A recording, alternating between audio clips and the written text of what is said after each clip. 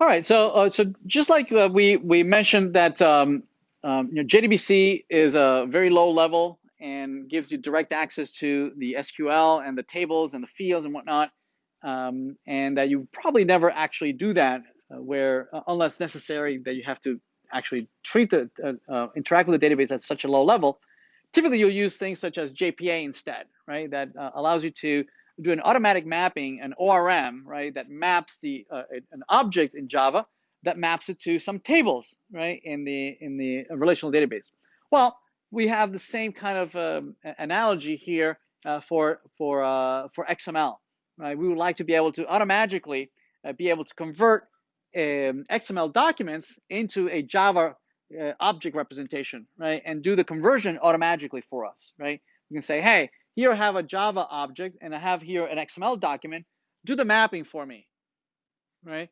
Even if there's hierarchical, right? We have here we have students and sections and faculties and enrollments, yes, where you have one-to-many relationships in the Java world. Here in the XML, you also have the one-to-many relationship, right? Where you have the hierarchy of parent and children containing each other declares a one-to-many relationship as well in the XML document, yes, right? So we would like to be able to do the mapping between these two worlds. And the way we do that is through a library called JAXB. So JAXB is the equivalent of JPA in the relational world. So JAXB is to XML what JPA is to relational databases. Make sense? All right, so let's talk about JAXB. So JAXB allows us to, it provides several annotations, right, that allows us to take a plain old Java object, right, and annotate it and say, hey, here's how I want to map this Java relational, this Java object model, right, to this XML data model, right? And just like in JPA, we might annotate our classes using @entity or @ID and whatnot. Yes, here we can do similar things. We can use other annotations such as @XML root element and @XML element and attributes. We can map it to a Java class. So here is a Java class that we might want to map to the XML documents that we saw earlier. Yes, before we saw an XML document that contained two students, right, Alice and Bob. We would like to map it to this, right? So we have a Java class that contains the ID, the first name, the last name, and notice how it follows very closely the schema of the student.xml document, right? We have student, first name, last name with the values in there. We would like to automatically convert and map these two. Right? So to do that, what we're going to do is that here we have a couple of constructors. This all argument constructor is not needed. It's optional. It's only for convenience purposes. You do need the base constructor though, the default constructor. You also need all the setters and getters, right? This is following a standard called the Java Bean standard, right? That follows a very specific naming convention that you have to provide all the setters and getters, and the names of the setters and getters follow very closely the names also of the fields declared in there, and also you have to provide the no argument constructor, the default constructor. Once you do that, if you do that, you can now start annotating your Java class and map it to the XML document. And the way you do that is you apply the XML root element. That's going to apply and match the student root element as well in XML. And then the fields, you need to annotate the setters, not the getters, not the fields, but the setters, right? And then you need to tell it to distinguish on whether that particular field in Java maps to either an element in the XML or as an attribute in the XML. Right? So here the ID, we know that it maps to an attribute to the student tag, whereas the first name and last name are actually mapped to elements, sub-elements in that XML document. Right?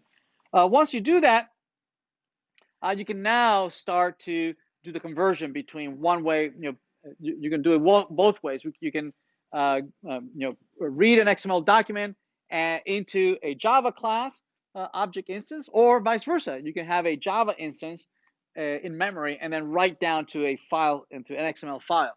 You can go both ways, right? And the way we do that is with something that is the equivalent or the analogy of the repository, right? In JPA, we have repositories, and repositories provide some API that allows you to save or find or retrieve data back from the database or write data to the database. Yes, the repository allows you to provide the API to do the communication. Here in JAXB, we have instead what are called marshalers. Marshalers is an API that allows you to convert something that is in binary, right, and convert it into some ASCII format or some stream representation, right, that can be perhaps written into a stream representation either through a network or through a file system, right? So to do this is we use the API called JAXB, which is part of the library. The library is all these libraries, all these classes and interface that we're using. They're under the JAXB javax.xml.bind annotations, right? In there you'll find also the JAXB context. Again, it's a singleton, right? It takes as argument the class, the Java class, student.class. This is the equivalent of creating the JPA repository, right? When you create a repository, it needs to know, right, the data type of what it is that it's writing or reading from a database. Here too, right? It takes as argument, notice, student.class. See that? It needs to know what is it that it's reading or writing to the XML document, right? Okay, and what is it mapping it to in memory? Okay, so it takes as argument student.class. And then once you have that, you can say ask for a marshaler.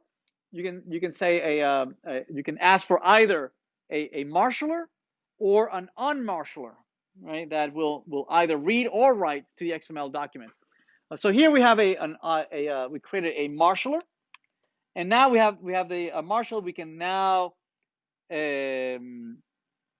we can write to a document. We can say here, if we have an Alice instance, object instance, we can now write to a file system and say, hey, write the Alice instance object right down to a file called alice.xml.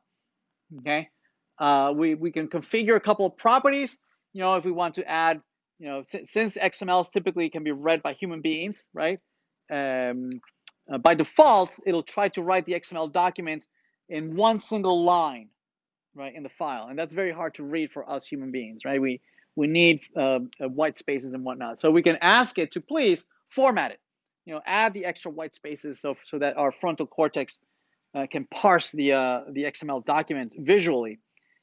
So here's just another example of using movies. Right, so here we just created a brand new movie, Blade Runner, and then we're writing it to an XML document called blade.xml.